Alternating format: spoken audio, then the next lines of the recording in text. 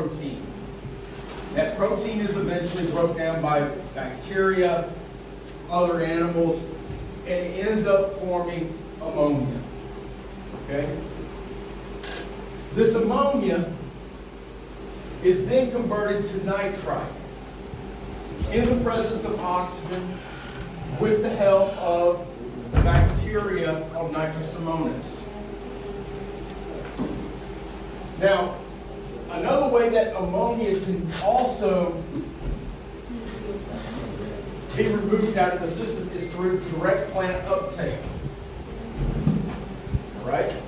So, not only can you go into nitrites, but this can also be removed through plant uptake growth, the algae in the pond. But when you're going through this cycle here of ammonia to nitrites, the nitrites can then, through another bacteria in the presence of oxygen again, be converted from nitrites to nitrates. That in turn is also taken up by plants or algae or removed in some other way, like water exchange. So the key thing here is, number one, is this cycle is completely performed by bacterial action, but the key driver is oxygen. If you don't have oxygen, then you're going to have a backlog of one of these things where it never gets broke down. And when you're looking at this, the two primary important parts of this and how they become toxic to the fish is what we're trying to get at today. And that's what I want to concentrate on. The two ones is ammonia and the nitrites. Now, as I said the other day, whenever you've got ammonia building up in the fish, even in the water, and I'll talk about the principles behind this here in just a second, but when you've got ammonia building up in the water, the fish can't get rid of it, they're starting to get it built up in the blood. It's just like us undergoing kidney failure. And eventually it's going to become toxic if we don't do something about it. You know, going to a hospital or some kind of medical facility and going through dialysis. All right? So the same thing, the same principle is happening there. And if you start seeing it, recognized it out in the water, it's also happening within the fish. And I'll talk about how that mechanism works in just a second. But also, whenever we get into ammonia and we get this shift into nitrite, that can also be toxic to the fish or cause problems. And I'll discuss the principles of that as well, as far as mitigation with these two items right here. Now, on your water quality test kits, and all these strips, all these water quality test kits that you typically find like measurement of nitrites on, you're also going to see the measurement of nitrates. Now, typically, in most cases, nitrates are not that much of a problem. In fact, most of the time, I just completely ignore that reading. It has to get to extremely high levels. We're talking at least like levels at more than 100 parts per million. And then it's even going to be very species dependent.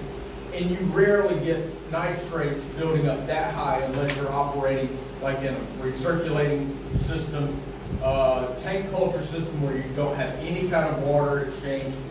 It just rarely gets up to the point where it's becoming toxic to the animal. A lot of the marine invertebrates are nitrate sensitive, like coral and things like that. Yeah. So that's, and also if you're using the water for aquaponics, it can be too high when it's above 100 milligrams per liter. But I have even seen like 2 or 300 and not so much coral. Yeah. Yeah. Again, it's going to be fish species dependent. But whenever you submit, and we're trying to get this corrected, when you're submitting water quality or water samples, even to like a lab, to a diagnostic lab, we've seen their reports from around here. they're always giving this nitrate number. And they'll misconstrue the results that nitrates are toxic. Well, a lot of that comes from the livestock industry, especially with beef, goats, other ruminants.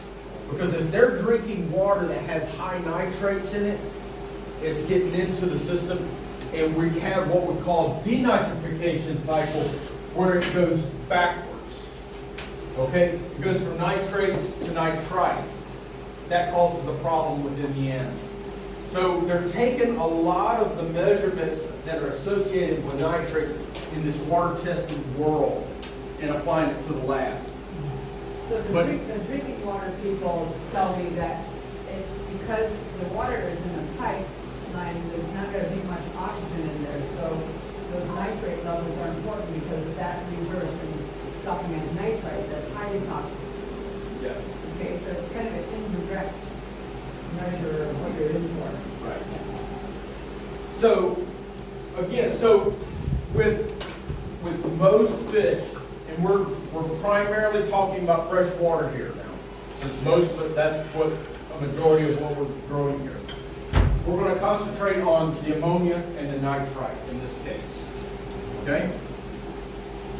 Comments, questions? Okay.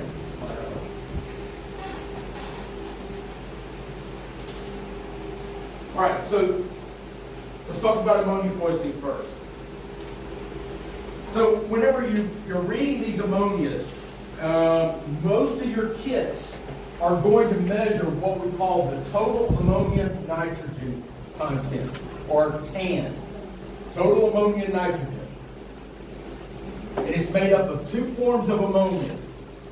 We have the ionized form and the unionized form. This is the one that when you go in and you're doing all your reading that I know you're going to do whenever you get back, because I've taught you to be students of all these problems with your fish, right? So you're going to be good students. You're going to follow up with the homework, right? Yeah. All right.